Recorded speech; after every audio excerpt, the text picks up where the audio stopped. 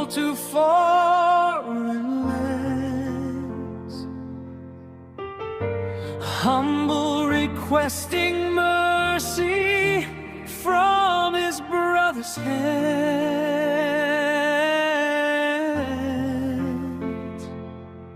Despite his plea, they tortured him with might, sold him for just 20 pieces of silver. A pitiful sight.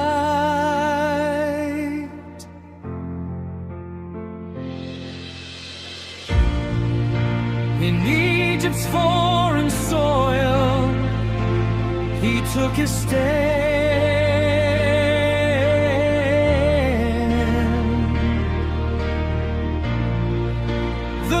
Blessed him with success, hand in hand. Potiphar's wife accused him falsely, oh so sly. But Joseph fled, leaving his garment and walked